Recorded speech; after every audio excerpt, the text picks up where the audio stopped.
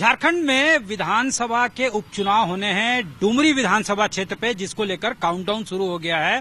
5 सितंबर को कहा जा रहा है कि लिटमस टेस्ट होगा सरकार के लिए, रूलिंग अलायंस के लिए, क्योंकि वो क्षेत्र खाली हुआ है शिक्षा मंत्री जगन्नाथ महतो के निधन के बाद, और उनकी पत्नी को ऑलरेडी कैबिनेट में इंडक्ट कर लिया गया है। और जाहिर तौर पे अब उनके लिए चुनाव जीतना मैंडेटरी है, नहीं तो फिर सरकार की किरकिरी होगी। आती है जब कोई राष्ट्रीय पार्टी का नेता इस तरह की बातें करता है। हंसी इसलिए आती है कि पूरे देश में ऐसे कई जगहों पर चुनाव है और पहले भी हुए हैं।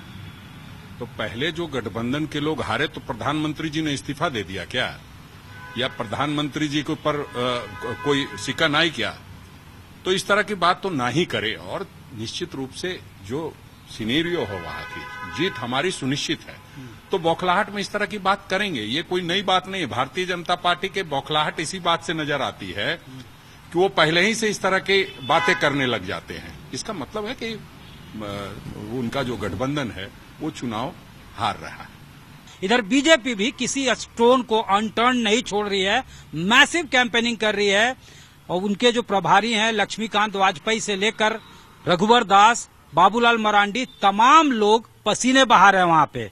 इस वक्त बीजेपी के सीनियर नेता और पूर्व मंत्री, पूर्व विधानसभा अध्यक्ष श्री सीपी सिंह जी हमारे साथ हैं। इनसे सीधे बातचीत करते हैं कि इस बार क्या फीडबैक इनको मिल रहा है और इस बार क्या उम्मीद है, क्या लगता है जेएमएम के लिए कितनी बड़ी चुनौती है ये। आप लोगों के लिए खोने के लिए कुछ नहीं है, जो भी है वो पाने के लिए।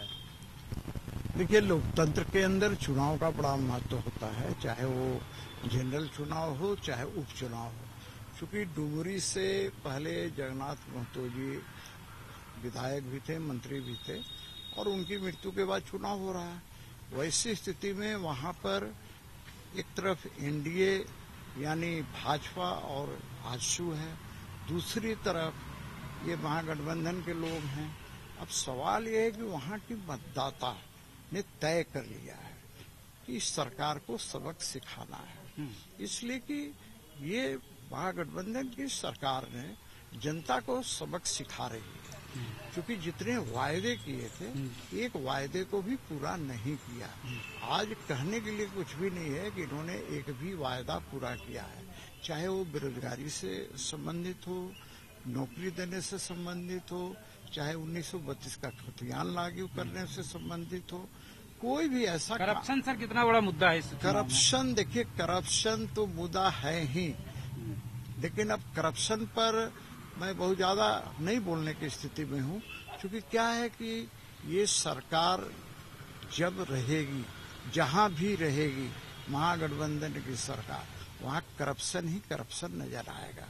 तो मुझे कभी कभी लगता है कि आजकल करप्शन एक शिष्टाचार हो गया है। वैसी स्थिति में जनता क्या तय करती है, ये तो वहां की जनता को तय करना है, लेकिन इतना अवश्य है। सीएम जो है वहां जाके कह रहे हैं कि जेल जाने से नहीं डरते हैं, एजेंसी इस्तेमाल करके हमको डराने की कोशिश कर रहे हैं, हमको काम नहीं करने दे रहे हैं। इसका जवाब जनता दे। अब देखिए, जनता को क्या चाहिए, कौन ईडी क्या कर रही है, सीबीआई क्या कर रही है, जनता इतना वहां की देखती नहीं है। क्योंकि ग्रामीण क्षेत्र पड़ता है, वहां की जनता ये देखती है कि वहां पर जो नागरिक सुविधाएं होनी चाहिए वो उन्हें उपलब्ध है या नहीं है। वहां के जो बेरोजगार युवक युवतियां हैं वो देखते हैं कि भाई उन्हें रोजगार मिला कि नहीं, नौकरी मिला कि नहीं। क्योंकि इस सरकार ने वायदे किया था कि भाई जो ग्रेजुएट होगा उसको हम 5,000 देंगे, जो पोस्ट ग्रेजुएट होगा उसको 7,000 देंगे। क्या किसी को दिया? क्या डुमरी की जनता ये तो पूछेगी ना, खोजेगी ना कि डुमरी के अंदर किसको मिला। क्या वहाँ के सारे सड़कें अच्छी हो गई? क्या वहाँ शुद्ध पेयजल उपलब्ध हो रहा है? क्या वहाँ 24 घंटे बिजली मिल रही है या क्या वहाँ के लोगों को रोजगार मिला है? क्या वहाँ के लोगों को नौकरी मिली है? क्या? तो ये तमाम मुद्दे जो है ये जनता से डायरेक्ट जो उनको टच करती है। तो स्वाभाविक रूप से 5 तारीख को चुनाव है, तो पता ही चल जाएगा। स्टार कैंपेनर का कितना फर्क पड़ेगा? मनोज तिवारी आ रहे हैं, बाकी लोग आ रहे हैं। देखिए, स्टार कैंपेनर का फर्क तो पड़ता ही है। अन्यथा स्टार कैंपेनर क्यों बुलाया जाता? जब ऐसे ही चुनाव हो जाता तब तो, चूंकि अमेरिका तो है नहीं कि टीवी और रेडियो पर चुनाव हो जाएगा, तो सवाल यह है कि स्टार कैंपेनर जाते हैं, लोग गांव-गांव तक जा रहे हैं, पंचायत तक जा रहे हैं, तो ऐसी स्थिति में स्टार कैंपेनर का बहुत बड़ा प्रभाव रहता है, एक बड़ा रोल रहता है। मतलब चुनाव काफी अहम है सरकार के भविष्य के लिए भी, लोकसभा चुनाव देखिए अब तो बहुत दिन चुनाव में 2024 के चुनाव में बचा नहीं है, लेकिन हर चुनाव अहम होता है, मेरा ऐसा मानना है। धन्यवाद सर। तो साफ तौर से सरकार के लिए लिटमस टेस्ट है, क्योंकि एक मंत्री को ऑलरेडी इंडक्ट किया जा चुका है जो विधायक नहीं है।